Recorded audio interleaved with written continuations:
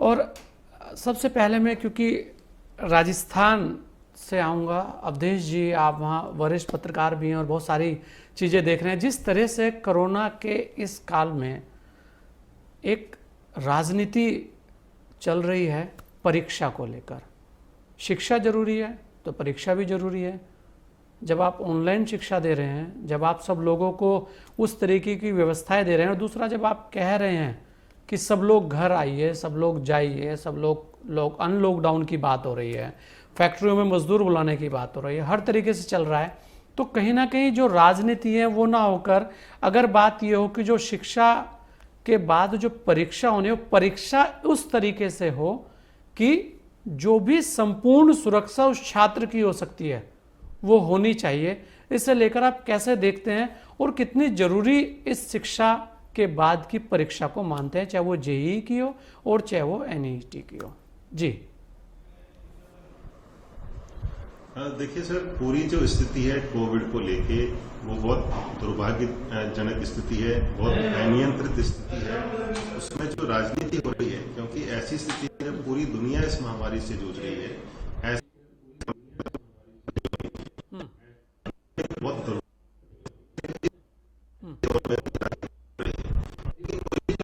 होता है, कोई भी पॉलिटिकल पार्टी होती है।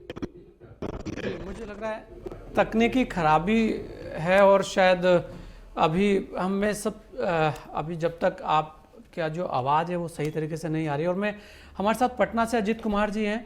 अजीत जी, अगर हम देखें जिस तरह परीक्षाओं को लेकर अब की बार आंदोलन हुए हैं और लगातार कोर्ट तक लोग चले गए हैं, तो ये कितना जरूरी था? जो बात वैसे भी हो सकती थी उसके लिए सुप्रीम कोर्ट तक का दरवाज़ा खटखटा दिया गया, और आप देखेंगे कि आज कोर्ट ने भी कहा कि भाई परीक्षाएं तो होनी चाहिए। इस तरीके की बातें ना होकर, अगर हमारा ये मानना है, जिस तरह छात्र भी सब कह रहे थे कि परीक्षा को लेकर जो एक असमंजस है पहले वो तो क्लियर हो, उसके बाद क्या करना है क्या नहीं करना है ये उन छात्रों से पूछा जाए जो तैयारी कर रहे हैं। उसके अलावा आप जब एक तरफ ये कह रहे हैं कि लोग बाग आए जाएं, लोग बाग बाहर निकलें और सोशल डिस्टेंसिंग का पालन करें और बकायदा एक पूरे नियमावली है उसका पालन करें, तो कोरोना से कैसे बचकर हम शिक्षा दे पाएं उस पर मेरे हिसाब से ज़्यादा काम होना चाहिए, बशर्ते कि कोई चीज़ ना हो। हमें ऐसा लगता है। जी क्या कहना चाहेंगे आप, और इस पर हो रही राजनीति को किस एंगल से देखते हैं? जी देखिए, सबसे पहले नेटवर्क 10 के दर्शकों को मैं हार्दिक बधाई देना चाहता हूं। और जहां तक शिक्षा की बात है, बेसिकली शिक्षा से राजनीति को बिल्कुल अलग रखना पड़ेगा। हमारा राष्ट्र, हमारा मुल्क, हमारा समुदाय इस मोड़ पे पहुंच गया है जहां शिक्षा पे राजनीति करना बिल्कुल उचित नहीं है। रही बात परीक्षा होने की या ना होने की, तो केंद्र सरकार के अपने नीति निदेशक तत्व हैं जिसके तत्वाधान में अपने नियमावली के अनुसार वो डिफरेंट पैनल्स क्रिएट करके सुझाव लेकर एग्जाम कंडक्ट करवा रही है। इस बीच में हम एक सुझाव देना चाहेंगे, हालांकि सारे स्टूडेंट, सारे पेरेंट्स उस चीज को पढ़े होंगे नियमावली को, वहां बस हम एक आपके प्लेटफॉर्म के माध्यम से ये राष्ट्र को सुझाव देना चाहेंगे कि जिस वक्त इन्विजिलेटर विद्यार्थियों का एडमिट कार्ड चेक करे, उस वक्त वो इन्विजिलेटर एक प्लास्टिक के ट्रे का इस्तेमाल करे, स्टूडेंट ट्रे के अंदर अपने एडमिट कार्ड को रख दे और इन्विजिलेटर उस एडमिट कार्ड को वेरीफाई कर ले। सोशल डिस्टेंसिंग के तहत, हमारे हिसाब से, ये मेरा व्यक्तिगत विचार है, सोशल डिस्टेंसिंग के तहत परीक्षाएं हो सकती हैं और परीक्षाएं होनी चाहिए। परीक्षाओं का क्या महत्व है, एक साल बर्बाद होने का क्या महत्व है, ये आप उन बच्चों से पूछिए जो किसी विषय में फेल होने की वजह से एक साल उनका बैक लग जाता है, अगले साल वो नहीं जा पाते हैं। हमारा पूरा राष्ट्र युवा के ऊपर आधारित राष्ट्र है और पूरा युवा वर्ग हमारा एक साल पीछे जाएगा। ये वक्त शिक्षा के ऊपर राजनीति का नहीं है, ये वक्त शिक्षा को सराह कर आगे लेकर चलने का है। बिल्कुल, शिक्षा पर राजनीति की जगह शिक्षा पर ऐसी चीजें होनी चाहिए कि जो हमारी परीक्षाएं हैं या जो हमारा छात्र है, जो हमारा युवा है, वो कैसे सुरक्षित रह सकता है और शिक्षा को ले सकता है और परीक्षा भी दे सकता है। लेकिन अवधेश जी, मैं आप ही के पास आऊँगा। अवधेश जी, कि राजनीति है, ये एक ऐसी चीज़ है कि जब तक किसी विषय पर राजनीति ना हो तो कुछ लोगों को मज़ा नहीं आता, चाहे वो शिक्षा हो, चाहे कोरोना हो और चाहे सेना हो, हर जगह राजनीति आजकल हावी है। लेकिन अगर देखें तो शिक्षा एक ऐसा विषय है कि जो छात्र है, पहले छात्र को समझना चाहिए कि वास्तव में छात्र क्या चाहते हैं। उस पर किसी ने काम किया? नहीं किया, सीधे शुरू हो गए। जहां काम होना चाहिए वहां काम करने के लिए कोई तैयार नहीं है, जहां नहीं होना चाहिए वहां राजनीति करने के लिए सब तैयार हैं। कैसे देखते हैं और क्या मानते हैं आप इसके पीछे कि आखिर ऐसा क्या है कि जो छात्र हैं वो परीक्षा नहीं दे सकते? क्या केवल एक कोरोना ऐसा अब सब्जेक्ट है कि जिसे मानते हुए हम ये माने कि कोई भी संस्थान परीक्षा नहीं करा सकता? क्योंकि एक तरफ आप सोशल डिस्टेंसिंग की बात कर रहे हैं, एक तरफ आप कोरोना की भी बात कर रहे हैं, एक तरफ आप ये भी कह रहे हैं कि हमें हर तरीके से आगे बढ़ना है, और एक तरफ कह रहे हैं नहीं नहीं, हमें उस भविष्य को पीछे रखना है जो कल का भविष्य है। कैसे देखते हैं अवधेश जी?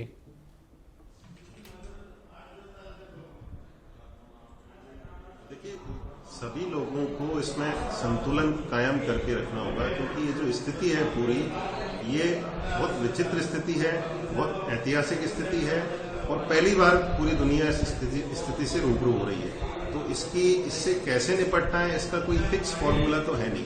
कोई ऐसी चीज जो साल 2 साल में, हर साल आती हो, साल 2 साल में आती हो, 10 साल में आती हो, पिछला जिसका कोई एक्सपीरियंस हो उससे तो आदमी निपट सकता है।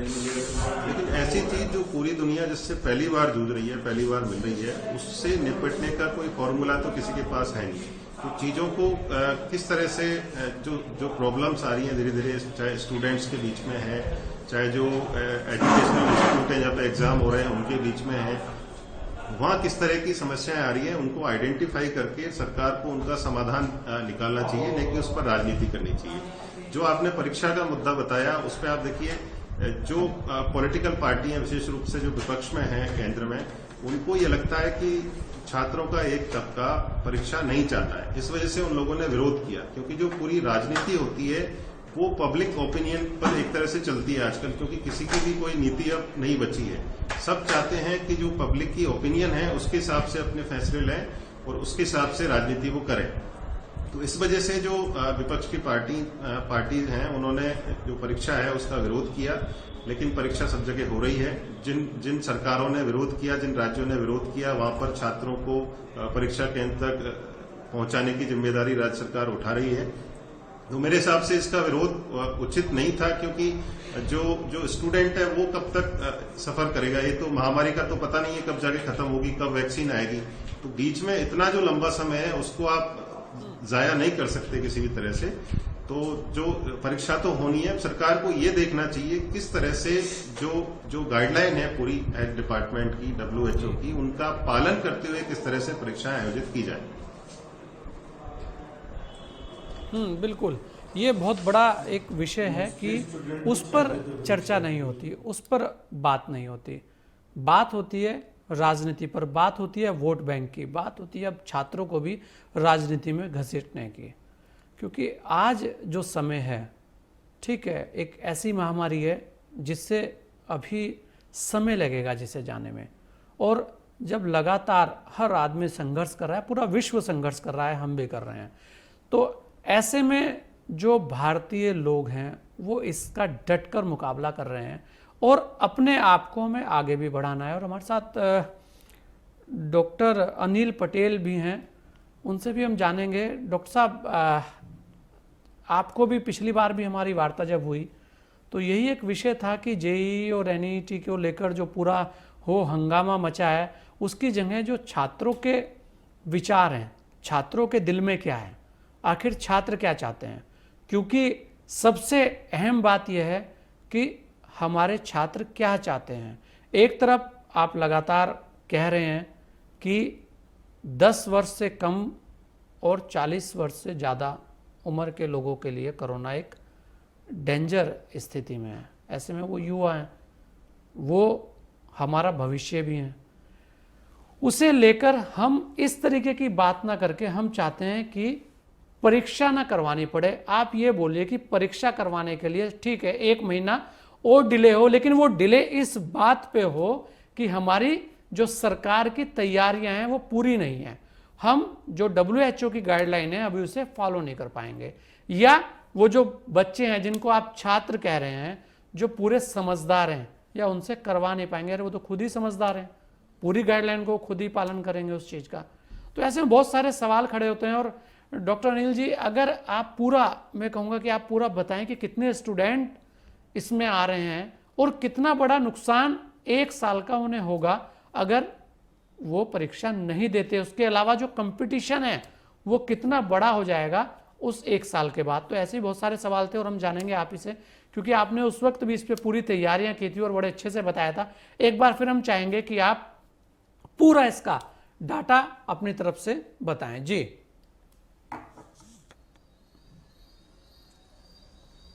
Hello hello hello. हाँ डॉक्टर अनिल, मुझे लग रहा है आपको आवाज़ नहीं जा पा रही।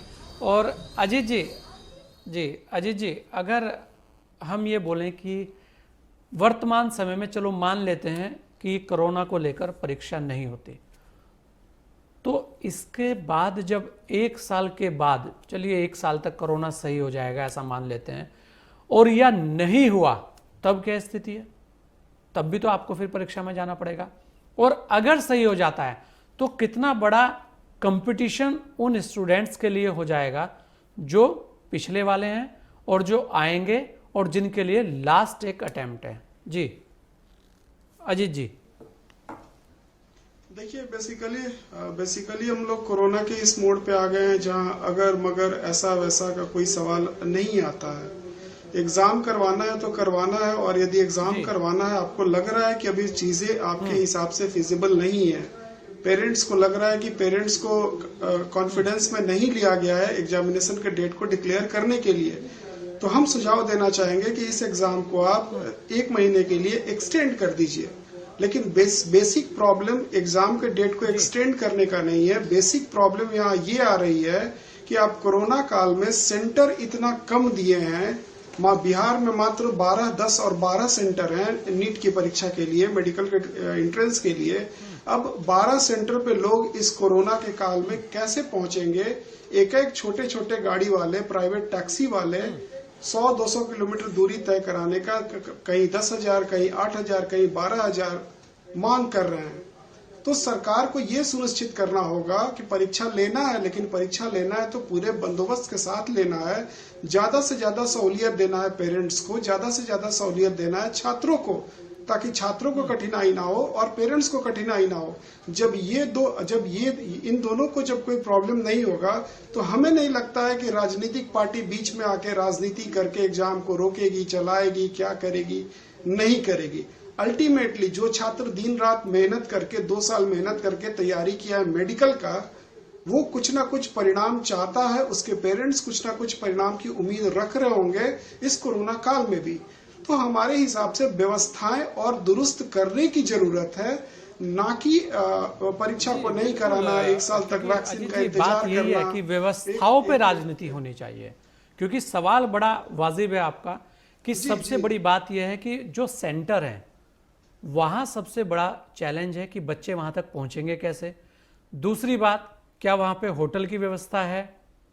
तीसरी बात कि जहां लोग इतने सारे आएंगे उनके रुकने की व्यवस्था में हम ये कैसे देख पाएंगे कि इन लोगों को वहां पे रात भी रुकनी पड़ सकती है, उनके संसाधन क्या है, कैसे वो पहुंचेंगे, उनकी ट्रांसपोर्टेशन की क्या व्यवस्थाएं हैं, इस बात को लेकर, क्योंकि ये एक बहुत बड़ा सवाल है। और डॉक्टर अनिल पटेल, अगर मेरी आवाज आ रही हो, क्योंकि यही एक सबसे बड़ी अहम बात है जिसके ऊपर कोई बात करने को तैयार नहीं है, क्योंकि परीक्षा होनी चाहिए और सुप्रीम कोर्ट ने भी आज बोला है कि परीक्षा होनी चाहिए, लेकिन परीक्षा होने के लिए जो सबसे बड़ी बात है, सेंटर कहां होने चाहिए उस पर बात होनी चाहिए। सेंटर के अलावा जो सबसे बड़ी बात अजीत जी ने एक और बताई कि ट्रांसपोर्टेशन की व्यवस्था, वो पहुंचेंगे कैसे वहां पे। तीसरी बात जो बहुत अहम है, रुकने की व्यवस्था। ये ऐसे सवाल हैं जो सबके मन में, और पेरेंट्स उस बात को लेकर भी डरा हुआ है, क्योंकि सबसे बड़ी दिक्कत ट्रांसपोर्टेशन की और रुकने की है वर्तमान में।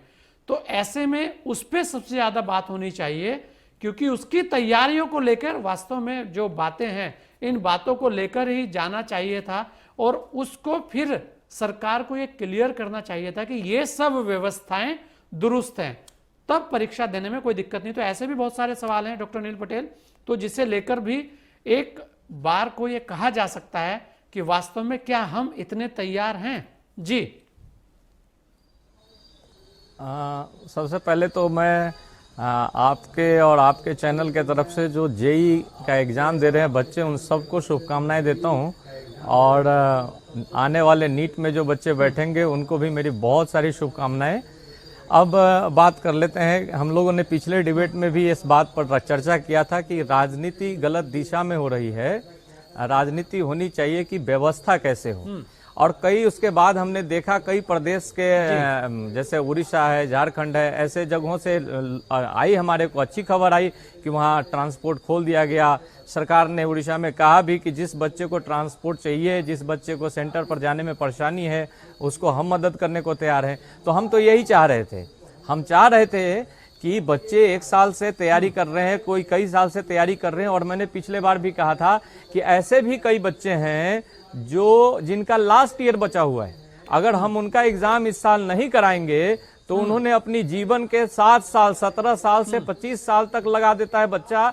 कोई ऐसा होता है जिसका माँ बाप ने, जिस बच्चे ने ड्रीम पाल रखा है साहब कि हम MBBS ही करेंगे।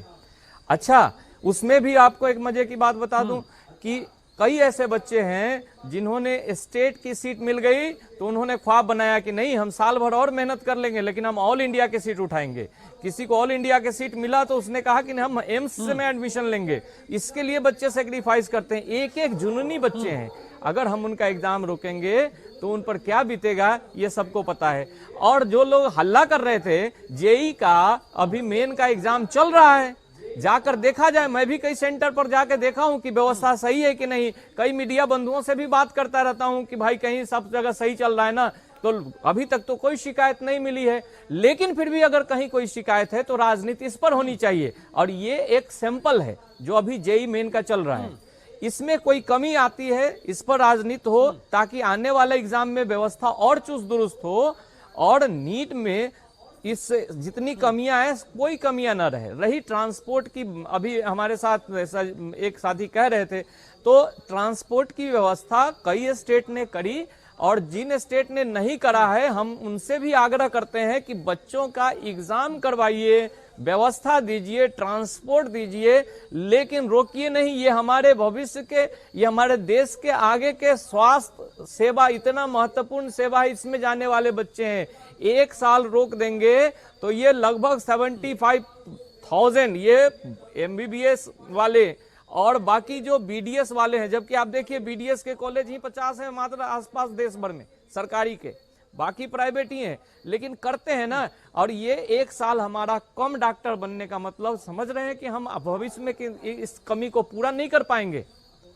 तो ये मेरी तो गुजारिश, पिछले बार भी हम हमेशा गुजारिश करते हैं कि सरकार इसमें सकारात्मक रूप से बच्चों का साथ दे और जो लोग भी पॉलिटिक्स कर रहे हैं वो इस बात पर पॉलिटिक्स करें कि व्यवस्था चुस्त दुरुस्त होनी चाहिए, कदम उठाए और राजनीति इस बात पे होनी चाहिए कि वास्तव में व्यवस्थाएं क्या हैं, क्योंकि सबसे बड़ी बात व्यवस्था की है। अगर व्यवस्था दुरुस्त है और छात्र और उसके जो पेरेंट्स हैं वो संतुष्ट हैं तो परीक्षा कराने में कोई आपत्ति किसी को नहीं होनी चाहिए। और हमारे साथ छात्री हैं MBBS के, उन्हीं से पूछ लेते हैं कि आखिर उनके मन में क्या है।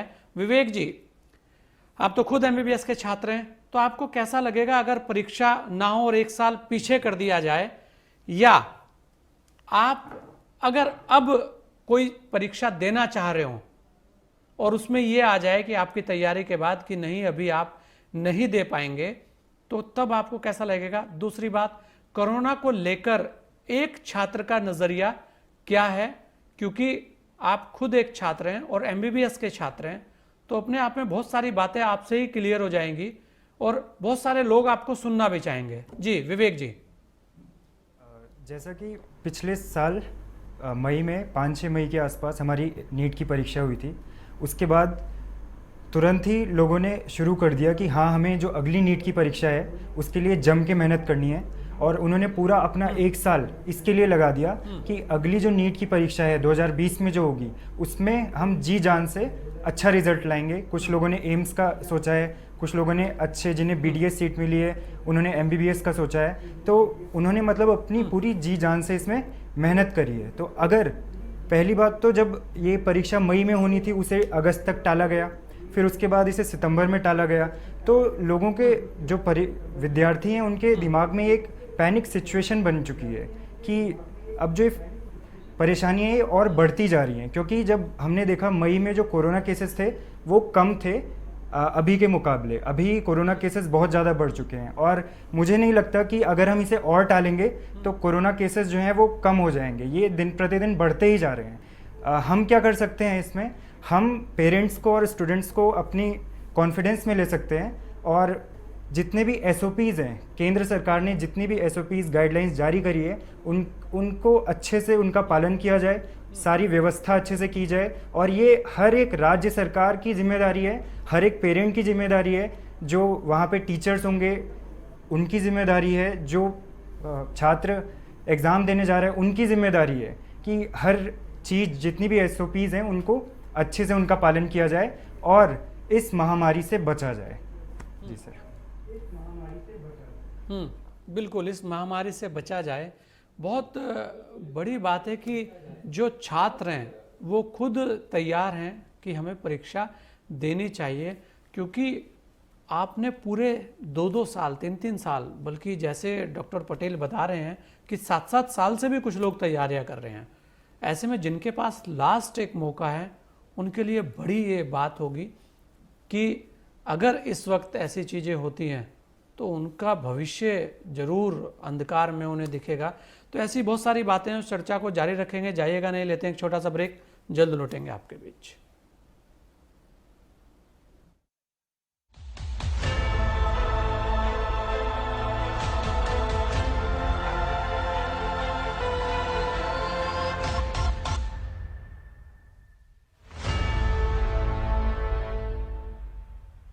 ब्रेक के बाद आपका स्वागत है। आज हम बात कर रहे हैं शिक्षा, परीक्षा, कोरोना और कोरोना राजनीति। जी, मतलब राजनीति, कोरोना। जी, और इसी में हमारे साथ खास मेहमान जुड़े हुए हैं। और मैं अवधेश जी आपसे एक बात जानना चाहूँगा कि वास्तविकता तो यह है कि कोरोना की जो स्थिति है इस वक्त बड़ी खतरनाक है और लगातार बढ़े जा रही है। ऐसे में एक सवाल ये भी खड़ा होता है कि क्या ऐसे समय में जब कोरोना बहुत ज़्यादा तेज़ी से बढ़ रहा हो, उस दौरान जो परीक्षा हैं उसे कराने में जो एक विश्वास छात्रों का और उनके परिवार के लोगों का, जो पेरेंट्स का चाहिए था, उसे कहीं ना कहीं जो कहूँगा एक कोऑर्डिनेशन की कमी मानी जाएगी। क्योंकि जो बातें हुई हैं वो कहीं ना कहीं छात्रों के द्वारा ही हुई है। अगर राजनीति में भी कोई चीज़ आई है जिस पे राजनीति हुई है तो उसके पीछे कुछ ना कुछ तो कहानी है।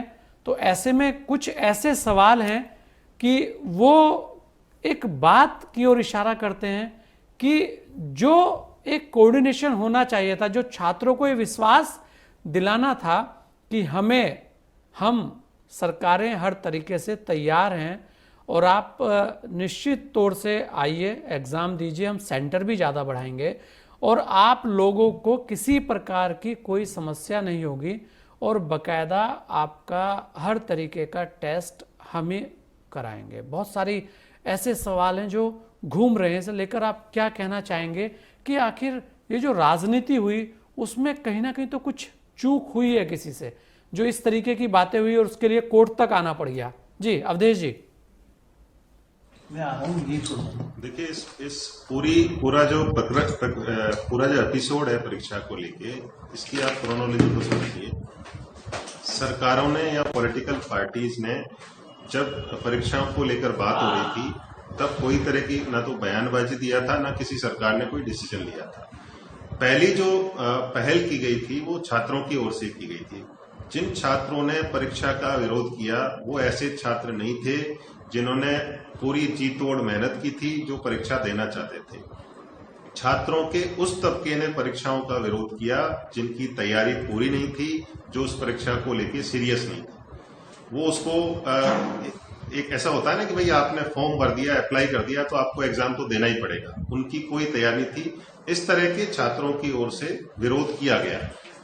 उस विरोध को पॉलिटिकल पार्टीज ने छात्रों का नैसर्गिक विरोध समझ लिया और जो विपक्ष की जो पार्टीज हैं उन्होंने इसका विरोध शुरू कर दिया कि भाई इस तरह से महामारी फैल रही है, कोरोना पॉजिटिव मरीजों की संख्या लगातार बढ़ती जा रही है। ऐसी स्थिति में प्राणों की रक्षा करना ज्यादा जरूरी है, परीक्षा लेना ज्यादा जरूरी नहीं। लेकिन जब ये पॉलिटिकल पार्टीज के समझ में आने लगा, सुप्रीम कोर्ट ने डिसीजन दे दिया, उसके बाद जो राजनीतिक दल है उन्होंने अपनी रणनीति बदली और अब जो पूरा फोकस है वो पूरा फोकस इस बात पर है कि छात्र तैयार हैं, उनके पेरेंट्स तैयार हैं, तो दोनों जब तैयार हैं तो आपको परीक्षा तो करवानी है। सरकार का ये दायित्व है कि परीक्षा के जो बंदोबस्त हैं वो पूरी तरह से प्रॉपर हो, छात्रों को आने जाने में कोई समस्या नहीं हो, छात्रों को परीक्षा केंद्र तक जाने में कोई समस्या नहीं हो, उनको यदि कोई बाहर से आ रहे हैं तो उनको ठहरने की कोई समस्या नहीं हो, उनको भोजन की कोई समस्या नहीं हो। तो इस तरह की चीजों का ध्यान अब पॉलिटिकल पार्टीज की तरफ या सरकारों का ध्यान इस तरफ चला गया है, जो कि एक अच्छी बात है। इसमें एक बात और हुई है, देखिए परीक्षा टालना तो कोई ऑप्शन है ही नहीं, क्योंकि आप कब तक उसको टालोगे? बीमारी कब खत्म होगी किसी को नहीं पता, कब इसकी वैक्सीन आएगी किसी को नहीं पता।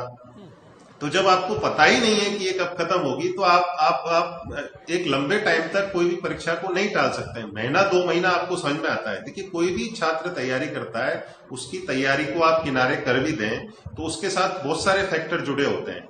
उसकी परिवार की स्थिति है, परिवार जो खर्चा करता है उसको पढ़ाने पर, यदि वो बाहर रहकर पढ़ रहा है, किसी वो कोचिंग इंस्टीट्यूट में जा रहा है तो उसका खर्चा है। इसके अलावा उसका एज का फैक्टर है। देखिए हर कोर्स को पूरा करने का एक टाइम होता है, वो उसमें लगना ही है। हर नौकरी को पाने के लिए, अप्लाई करने के लिए एक एज होती है, उतनी एज तक आप अप्लाई कर सकते हो। तो ये सारी चीजों पर भी ध्यान देना जरूरी है। और कोई भी छात्र जो सीरियस होता है परीक्षा देने के लिए, किसी भी कॉम्पिटिटिव एग्जाम के लिए, वो मानसिक तौर पर तैयार होता है कि मैंने तैयारी कर ली है और अब मुझे परीक्षा देनी है। आप उस क्रम को तोड़ देते हैं तो उस नई सिरे से उसको तैयारी करने में बहुत सारा समय और मानसिक स्थिति उसकी चाहिए वहां पर। यदि उसने कोई कोचिंग इंस्टीट्यूट ज्वाइन कर रखा है तो उसको वापस से पूरे साल की पढ़ाई करनी पड़ेगी फिर। तो आप एक अनंत काल के लिए किसी भी परीक्षा को नहीं टाल सकते हैं, क्योंकि कोरोना का तो पता ही नहीं है कि ये कब खत्म होगा, कब इस पे लगाम लगेगी। बिल्कुल, क्योंकि ये बड़ा सवाल है कि कोरोना कब खत्म होगा ये तो किसी को पता ही नहीं है। और हमें अपने आप को इसी के बीच से रास्ता निकालना है, हमें अपने आप को इसी के बीच से आगे बढ़ने के लिए रास्ते निकालने हैं। क्योंकि कोरोना को लेकर बार बार सवाल होते रहे हैं। कोरोना अपनी जगह चल रहा है, लेकिन जो जीवन यापन करने की चीज़ें हैं या जो आगे बढ़ने की चीज़ें हैं, जो अवसर हैं, वो हमें इस कोरोना के साथ लड़ते हुए ही देखने। और हमारे साथ प्राची भट्ट भी है, MBBS की छात्रा है। क्योंकि सबसे बड़ी बात एक और है कि इसमें एक सवाल और आ रहा था कि प्राची, अगर देखें जो छात्राएं हैं उनके लिए बड़ा अहम हो जाता है कि कोरोना के काल में उनको दूर जाना है, कैसे जाएंगे, कैसे वो हैं। तो ऐसे में आप इस बात को कैसे देखते हैं कि छात्राएं कितनी मजबूत हैं और छात्राएं किस तरह देखती हैं आने वाले परीक्षा को, और परीक्षा होना कितना अहम है? सब परीक्षा को अगर बोलें कि टालते, जैसे बात हो रही है कि टालते रहते हैं, तो वो मतलब कोई पर्टिकुलर सॉल्यूशन तो नहीं है। मतलब एग्ज़ाम होना बहुत इम्पॉर्टेंट है। जब हम 1 साल पूरी तैयारी करते हैं, और जैसे मैं भी हूँ कि जब 1 साल तैयारी करते हैं और नहीं हो पाता तो एक एक्स्ट्रा मेंटल प्रेशर जो है वो क्रिएट हो जाता है, जो आगे आने वाली तैयारी में दिखता है। तो बार बार ऐसे टालते रहने से, और अगर बच्चों का साल बर्बाद हो जाता है तो ये बहुत प्रॉब्लम कर देगा बच्चों पे, आगे कंपटीशन बढ़ेगा, उनको मेंटली भी अफेक्ट कर सकता है। तो जैसा सर ने भी बोला कि गवर्नमेंट को ये इस बात पे इतना फोकस नहीं करना चाहिए कि एग्ज़ाम कैंसिल कर दो। इस बात पे करना चाहिए कि जितने बच्चे आ रहे हैं, जैसे गर्ल्स भी आ रही हैं, तो हाँ गर्ल्स के साथ एक एक्स्ट्रा थोड़ा एक फैक्टर होता है कि उन्हें हर चीज़ मेंटेन करनी पड़ती है। इजीली ट्रांसपोर्ट में जैसे प्रॉब्लम आती है, तो ये सब गवर्नमेंट को देखना चाहिए, बजाय इस पे बार बार डिस्कशन करने के लिए कि कैंसिल कर दो। कैंसिल करना इतना आसान नहीं है, किसी का साल बर्बाद हो रहा है, तो मेंटल प्रेशर तो क्रिएट हो ही रहा है, और फिर एज फैक्टर और अलग अलग चीज़ें जो हैं माइंड में आती रहती हैं। तो सरकार को ये देखना चाहिए कि बच्चे सही से आ रहे हैं कि नहीं, और जिनको प्रॉब्लम है, जिन गर्ल्स को या बच्चों को प्रॉब्लम है, तो उनकी प्रॉब्लम को जानिए कि वो क्या चाहते हैं, कि वो वहाँ पे क्या फैसिलिटी चाहते हैं कि उनके एग्ज़ाम ढंग से हो सकें। तो ये सब स्टेट लेवल को देखना चाहिए। और आजकल तो नेशनल एग्ज़ाम्स हो ही रहे हैं, जैसे अभी जेई हुआ, तो देखना चाहिए कि क्या क्या तैयारी हो रखी है, कि पेरेंट्स को आप कॉन्फिडेंस में ले सकें कि हाँ अगर आप आएंगे तो एग्ज़ाम जो आप अच्छे से दे पाएंगे। क्योंकि जब बच्चा सेंटर पे जाता है, ऑलरेडी एक प्रेशर उसके माइंड में होता है कि पेपर कैसा होगा, मैं कर पाऊंगा कि नहीं, कर पाऊंगी कि नहीं, वहाँ पे इतने सारे प्रोसीजर्स होते हैं, साइन एंड ऑल, टाइम मिलेगा कि नहीं, तो ऑलरेडी इतना ज़्यादा पैनिक होता है बच्चा। और उसके बाद ये पैंडेमिक, तो अगर इस तरह से बार बार टालते रहेंगे, फिर कंपटीशन बढ़ता रहेगा, तो ये एक सॉल्यूशन नहीं है। बजाय हर स्टेट लेवल पे हर गवर्नमेंट को ये देखना चाहिए कि जितने सेंटर्स हमने बनाए हैं वहाँ पे सब कुछ प्रॉपर है कि नहीं, मतलब बच्चा इस टेंशन से फ्री हो जाए कि हाँ मुझे कुछ नहीं होगा, मैं पूरी तरह अपने पेपर पे फोकस सुविधाएं कर पूरी सकता है कि नहीं, क्योंकि सबसे बड़ी बात है सुविधा की, सबसे बड़ी बात है एसओपी का पालन करने की। क्योंकि कोरोना को लेकर रुका तो नहीं जा सकता, कोरोना से लड़कर ही हमें आगे बढ़ना है। अजीत जी, एक सबसे अहम बात जो आपने उठाई भी है, एक चीज जो बड़ी मैं कहूँगा कि जिस पे बात होनी चाहिए, जो सेंटर की व्यवस्था है। आपने बोला कि वास्तविकता यही है कि सेंटर बढ़ाने में क्या दिक्कत थी। अगर सेंटर बढ़ जाएं तो बच्चों को जो जाने आने का ट्रांसपोर्टेशन का जो बड़ा इशू है, वो अपने आप में एक बहुत बड़ा इशू है उनके लिए, वो सही हो जाएगा। सेंटर बढ़ाने को लेकर बात होनी चाहिए, और वास्तव में एक सेंटर बढ़ाने को लेकर ही बात होनी चाहिए थी कि सेंटर बढ़ाए जाएं। सेंटर बढ़ाने से बहुत सारी समस्याओं का समाधान हो सकता है। सेंटर बढ़ाने से रात को रुकने की समस्या का समाधान हो जाएगा, खाने पीने की व्यवस्था का समाधान हो जाएगा, और ज़्यादा सेंटर रहेंगे तो बच्चों को सहूलियत भी होगी। और उसके अलावा कम, जो जैसे कि एक सेंटर पे अभी 1000 बच्चे जा रहे हैं, तो अगर 10 सेंटर होंगे तो 100 ही बच्चे हो जाएंगे। तो इन सब बातों को भी ध्यान में रखना चाहिए, और वास्तव में इस पर ज्यादा काम अब होना चाहिए। जी अजीत जी।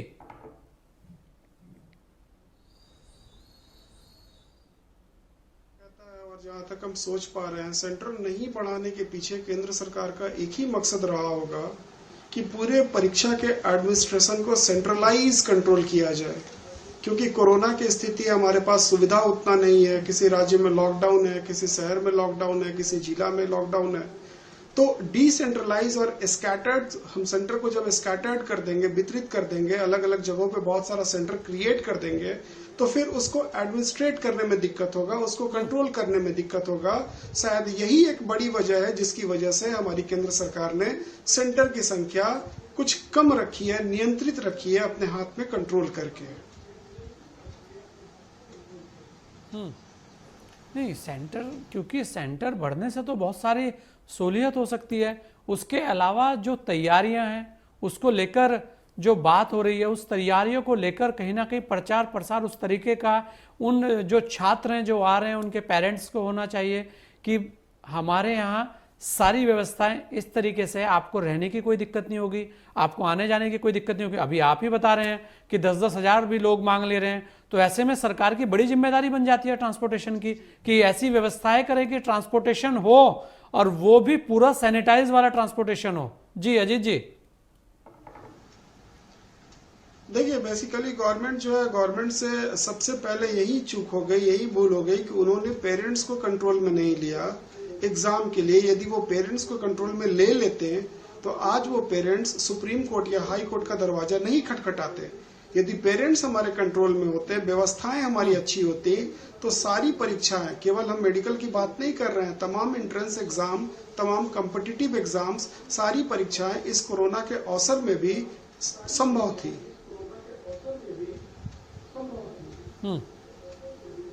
बिल्कुल, इसमें संभव थी, लेकिन एक इसमें बहुत सारी और भी बहुत सारे ऐसे सवाल हैं डॉक्टर अनिल पटेल। जैसे सबसे बड़ी बात कि बहुत सारी जो चीज़ें हैं, जैसे संस्थान सब बंद रहे, ऐसे में तैयारियां बहुत सारे लोगों ने घर पे की, कुछ लोगों ने ऑनलाइन की, कुछ लोगों ने बिना उनके पास संसाधन ही नहीं थे उस तरीके से करने से, तो ऐसे ही बहुत सारे सवाल आए हैं, उनको लेकर भी बहुत सारी मैं कहूँगा बातें हुई हैं क्योंकि सबसे बड़ी बात यही थी कि क्या वास्तव में हम तैयार थे ये परीक्षा कराने के लिए। क्योंकि अगर बातें होती पेरेंट्स को, जैसे अजीत जी भी कह रहे हैं कि जो जितने भी पेरेंट्स हैं उनको ये बताया जाता कि लगभग हम तैयार हैं, फिर उसके अलावा बहुत सारी और भी परीक्षाएं हैं, उसे लेकर भी फिर इस तरीके के विवाद और आने वाले हैं। क्योंकि अभी जैसे बोर्ड की परीक्षाएं आएंगी, ऐसे में स्कूल बंद चल रहे हैं, ऑनलाइन चल रही है क्लासेस, तो क्या परीक्षा कराने के कुछ और भी साधन हो सकते थे इसके अलावा भी, या यही एकमात्र साधन था? और ऐसे में एक जो चूक हुई है, जो अजीत जी भी कह रहे हैं कि कहीं ना कहीं जो छात्र और छात्रों के जो परिवार थे उन्हें कहीं ना कहीं आप अपने साथ उस तरीके से जोड़ नहीं पाए कि वो ये सब बखेड़ा होता ही नहीं और सारी चीजें स्मूथली चलती रहती। जी देखिए, जहाँ तक सेंटर बढ़ाने की बात है तो सरकार ने सेंटर बढ़ाए हैं। अगर मैं उत्तराखंड की बात करूं, जहां से मैं बात कर रहा हूं इस वक्त आपसे, तो यहाँ लगभग 18,000 बच्चे इस बार अपीयर हो रहे हैं और 43 सेंटर हो गए हैं। जहां नहीं रहते थे सेंटर, ऋषिकेश में सेंटर नहीं हुआ करते थे नीट के, रुड़की में नहीं हुआ करते थे, ये 2 सिटी में बढ़ा दिए गए सेंटर। उसके अलावा देहरादून में कई सारे नए सेंटर बनाए गए। सेंटर को भी इंस्ट्रक्शन भेजा गया है। हमारे को कहीं कुछ सेंटर्स के लोगों से बात है, वहाँ के स्कूल वाले लोगों से जब मैंने पता किया है नीट की जहाँ सेंटर है, लोगों ने कहा सर हम लोग पूरी तैयारी, हमारे को ऊपर से नियम कायदे बहुत आ रहे हैं, वो सबको फॉलो करना है। दूसरी है, एक जहां बड़ा सेंटर जिसमें 1000 बच्चे बैठने की कैपेसिटी होती थी, जब आप पिछले बार टेस्ट में 700 से 1000 बैठते थे, आज एक सेंटर पर, उसी सेंटर पर 300 से 400 के बीच ही बच्चे हैं। तो वो पूरा करना है। और जहां की राज्य सरकार को देखना है, अगर उनके यहाँ ट्रांसपोर्टेशन की दिक्कत हो रही है तो वो इस दिक्कत को दूर करें। अब रही बात, मैं अवधेश जी के बात से एक बात बहुत सहमत हूं, ये जो हुआ घटना, इसमें हुई ये कि जो बच्चे पूरी तरह तैयार हैं, तैयारी ऐसी कि देखिए मार्च अप्रैल मई में एग्जाम होता है और ऐसा होना था, फॉर्म में यही भरी गई थी। तो मार्च तक में, तो मतलब दिसंबर जनवरी तक में बच्चे अपना कोर्स कंप्लीट करके जहां से भी ऑनलाइन टेस्ट सीरीज ज्वाइन करते हैं, रिवीजन कोर्स ज्वाइन करते हैं। आजकल बहुत सारे साइट्स हैं, बहुत सारे कंपनियां हैं जो ऑनलाइन टेस्ट सीरीज कराती है, तो बच्चे उसमें अपने को अपडेट कर रहे थे, वो यानी कि उनके कोर्स उन्होंने अपना पढ़ रखा था। अब जो ये टल रहा था एग्जाम, इसमें उल्टा हो रहा था उनके साथ जो फुल्ली तैयार थे बच्चे, उनके साथ हो ये रहा था कि उनको डेट पर डेट बढ़ने से उनके अंदर जो स्टेमिना थी ना, वो डगमगाने लगी थी। ये उनके लिए था। ये जो बच्चे खड़े हुए, उसमें से ज्यादातर वो बच्चे थे जो रियल में किसी कारण, बस मैं नहीं कह रहा, बच्चा तो हर कोई करना चाहता है, किसी कारण बस उनकी तैयारी नहीं थी। अब उन कुछ बच्चों ने ऐसे उनके जाहिर सी बात है तैयारी नहीं थी, तो मन में आ गया कि एग्जाम थोड़ा और खींचे ना हो, और उसमें राजनीति पार्टियां घुस गई। लेकिन कोई compete करने वाले बच्चे को, यानी जितने बच्चों से मैंने बात करी है जो पूरी तरह तैयार हैं, वो सब देने को तैयार है। तो हमारे लोगों को अर्थ देखिए, ये सिर्फ शासन नहीं, स्कूल नहीं, स्कूल के स्टाफ, जहां भी सेंटर है, सेंटर के स्टाफ से लेकर मैनेजमेंट, प्रशासन, सरकार, पेरेंट्स और बच्चा स्वयं, बच्चा बहुत होशियार होते हैं ये बच्चे, ये सारे लोग इस जिम्मेदारी को पूरी तरह निभाएं, एसओपी का पालन हो और एग्जाम कराया जाए। अभी नमूना के तौर पर मैं कह रहा हूं कि जेई मेन का एग्जाम चल रहा है। अपने अपने क्षेत्र में हर पार्टियां जो अगर पॉलिटिक्स में है, या जो सोशल वर्कर हैं, या जो जागरूक लोग हैं, वो जरा चेक करें कि वहां पर जो जेई मेन का एग्जाम हो रहा है वहां सही फॉलो हो रहा है कि नहीं। अगर वहां कोई कमी लग रही है तो फट से आगे उसको ना किया जाए, इसके लिए प्रशासन चुस्त दुरुस्त हो जाए। सो अभी इस पर ध्यान देने की जरूरत है। मैं कदापि नहीं मानता कि एग्जाम टालना कोई सॉल्यूशन है, बल्कि यह समाज के हित में ही नहीं है, इन बच्चों के हित में नहीं है, और ये बच्चे इस समाज के भविष्य हैं। जो बच्चों के हित में नहीं हो सकता, वो इस समाज के भविष्य में का हित कैसे कर सकता है। सो एग्जाम का कोई प्रोविजन है। अब रही कि कोई दूसरा तरीका जो आपने समझा है, वो आप शायद ऑनलाइन की बात करना चाह रहे थे, तो ऑनलाइन संभव इसलिए हमारे को अभी नीट के एग्जाम में नहीं होगा क्योंकि बच्चों ने जो प्रिपरेशन करा उनका माइंड सेट था कि एग्जाम ऑफलाइन होगा। अच्छा, ऑफलाइन एग्जाम के हिसाब से उन्होंने अपना सर्किल भरने का टाइम, स्पीड और एक्यूरेसी मेंटेन किया, क्योंकि कंपटीशन में स्पीड और एक्यूरेसी दोनों अच्छा होना चाहिए। यानी आपको एक लिमिटेड टाइम में वो सर्किल होता है OMR, उसको फिल करना है और सही तरीके से फिल करना है और लिमिटेड टाइम में सही जवाब भी देनी है। तो स्पीड विथ एक्यूरेसी इसका सक्सेस का बहुत बड़ा फार्मूला है कंपटीशन में। तो बच्चों ने तो अपना स्पीड जो है, अपनी रिफ्लेक्स एक्शन अपने दिमाग का उसी पर मेंटेन कर रखा है ऑफलाइन के हिसाब से। अचानक अगर हम उसको ऑनलाइन पर सिस्टम पर डालते हैं तो उसके लिए वो तैयार नहीं है, अभी वो ट्रेंड नहीं है, सो उसकी स्पीड भी प्रभावित होती और एक्यूरेसी भी प्रभावित होती। तो दूसरा विकल्प हमारे को नहीं लगता कि ऑनलाइन विकल्प था तो ऑफलाइन ही। अब इस सेंटर को अगर कहीं कम है तो वहां बढ़ाने की आवश्यकता है। वास्तविकता है परीक्षा होनी चाहिए, लेकिन परीक्षा के साथ साथ जो तैयारियां हैं उन पर भी चर्चा होनी चाहिए। और क्योंकि कोरोना एक ऐसा वायरस है जिसने पूरे विश्व को हिला रखा है। आप सभी मेहमानों का बहुत बहुत धन्यवाद। और आज जिस तरह से हम बात कर रहे थे कि परीक्षा पर राजनीति, लेकिन कुछ ऐसे सवाल हैं जो खड़े हैं, जैसे अगर कोई कोरोना पॉजिटिव है और उसको परीक्षा किस प्रकार वो दे पाएगा, क्योंकि एक ऐसी महामारी है, किसी को भी हो सकती है।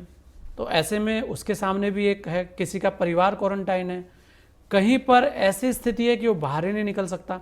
ऐसे भी बहुत सारे छात्र हैं, या कुछ ऐसे भी छात्र हैं जो कोरोना पॉजिटिव आए हैं, उन लोगों का क्या होगा, ये भी कई सवाल हैं। अभी चुनौतियां बहुत सारी हैं। और आज जेईई की जो परीक्षा हो रही है उसके बाद ये समझ में आएगा कि वास्तव में आगे करना क्या है, क्योंकि बात भविष्य की है, लेकिन भविष्य के साथ साथ बात जान की भी है। और हर बात अगर हम देखें तो एक बात लगातार कही जा रही है, जान है तो जहान है। लेकिन जान है, जहान है, उसके अलावा हमारे लिए बहुत सारे अवसर हैं जो इस कोरोना के अंदर ही हमें देखने होंगे, और हमें इस कोरोना से लड़ते हुए ही आगे बढ़ना होगा। ये बात तो लगभग तय है कि अभी कोई वैक्सीन अभी दूर दूर तक कहीं दिख नहीं रही है। ऐसे में और एक बड़ी बात ये हो जाती है कि जब परीक्षा की बात हो रही है तो बहुत सारी चीज़ें ऐसी हैं जिसका समाधान होना बहुत आवश्यक है। सब पेरेंट्स को ये सुनिश्चित कराया जाए कि आपके बच्चे वास्तव में सुरक्षित रहेंगे, आप उसको आइए और एग्ज़ाम में भागीदारी कराइए। क्योंकि अभी तो सुप्रीम कोर्ट ने भी कह दिया है, और इसलिए अब गेंद जो है केंद्र सरकार के पाले में है। अब देखें आगे होता है क्या, क्योंकि बहुत सारे सवाल भी हैं और परीक्षा होनी भी है। आज का विषय में सिर्फ इतना ही। दीजिए मुझे इजाज़त। जय हिंद।